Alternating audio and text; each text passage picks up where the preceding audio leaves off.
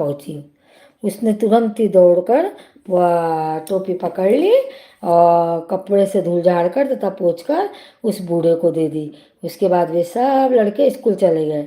गुरुजी ने टोपी वाली ये घटना स्कूल की खिड़की से देख रही थी, इसलिए पढ़ाई के बाद उन्होंने सब विद्यार्थियों के सामने वह टोपी वाली बात कही और लीला के काम की बहुत प्रशंसा की तथा उन दोनों लड़कियों के व्यवहार पर उन्हें बहुत ज़्यादा धिक्कारा। तो दोस्तों, ये कहानी हमें शिक्षा देती है कि हमें कभी भी किसी का मजाक नहीं उड़ाना चाहिए। साथ ही हर ज़रूरतमंद व्यक्ति की हमेशा मदद करनी चाहिए, चाहे वो छोटा हो या बड़ा। इसके बाद गुरुजी ने अपने पास से एक सुंदर चित्रों की पुस्तक उस छोटी लड़की को भेंट की और उस पर इस तरह लिख दिया, लीला बहन को उसके अच्छे काम के लिए गुरुजी की ओर से पुस्तक भेंट की गई है। जो लड़के गरीब की टोपी उड़ती देखकर हंसे थे, उसे इस घटना को देखकर वे बहुत ही लज्जित हुए और दुखी हुए। तो बच्चों, किसी का मजाक नहीं उड़ाना चाहिए।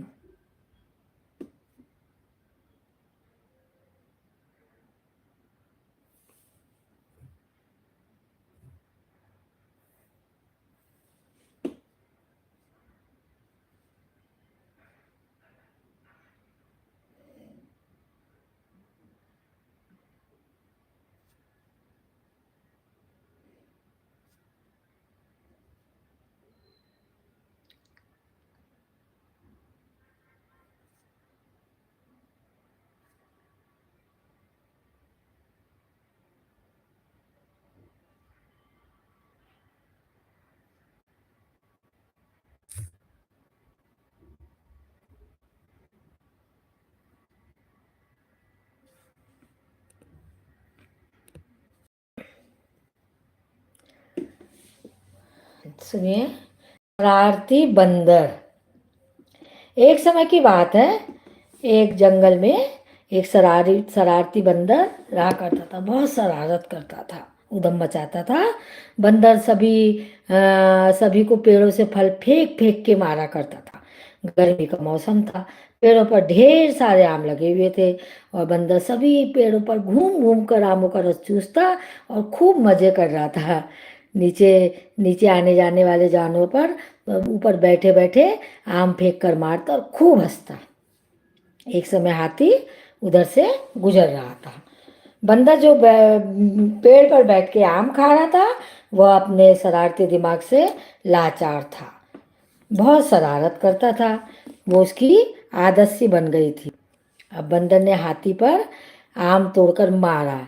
एक आम तो हाथी के कान पर लगी और एक आम उसकी आँख पर लगी। इससे हाथी को बहुत गुस्सा आया। उसने अपना सूंड उठाकर ऊपर बंदर को गुस्से में लपेट लिया और उससे कहा कि आज तो मैं तुझे मार डालूंगा, तू सबको बहुत परेशान करता है। इस पर बंदर ने अपने कान पकड़ लिए और माफ़ी मांगी। अब मैं किसी को भी परेशान नहीं करूँगा और किसी को शिकायत करने का मौका भी नहीं दूंगा। बंदर के बार बार माफ़ी मांगने और रोने पर हाथी को उस पर दया आ गई। उसने बंदर को छोड़ दिया और कुछ दिनों बाद घनिष्ठ मित्र हो गए। और बंदर अपने इस मित्र को फल तोड़ तोड़ के खिलाता और दोनों मित्र पूरे जंगल में घूमते थे। इसलिए किसी को परेशान नहीं करना चाहिए, उसका परिणाम हमेशा ही बुरा होता है। सुंदरवन की कहानी। सुंदरवन नामक एक बहुत ही खूबसूरत जंगल था। खूब ढेर सारे जानवर और पशु पक्षी वहाँ रहा करते थे। धीरे धीरे सुंदरवन की सुंदरता कम होती जा रही थी। पशु पक्षी भी वहाँ से कहीं दूर जंगल पर जा रहे थे। कारण यह था कि वहाँ पर कुछ वर्षों से बरसात नहीं हो रही थी, जिसके कारण जंगल में पानी की कमी निरंतर होती जा रही थी। पेड़ पौधों की हरियाली खत्म हो रही थी और पशु पक्षियों का मन भी वहाँ नहीं लग रहा था। सभी को वन को छोड़कर दूसरे वन में जा रहे थे कि गिद्ध ने उनके ऊपर उड़कर देखा और उन्हें काले घने बादल जंगल की ओर आते हुए नजर आए। उन्होंने सभी को बताया कि जंगल की तरफ काले घने बादल आ रहे हैं। जब बारिश होगी इन पर सभी पशु पक्षी वापस सुंदरवन आ गए। देखते देखते कुछ देर में खूब बरसात हुई। बरसात इतनी हुई कि 2-3 दिन तक होती रही।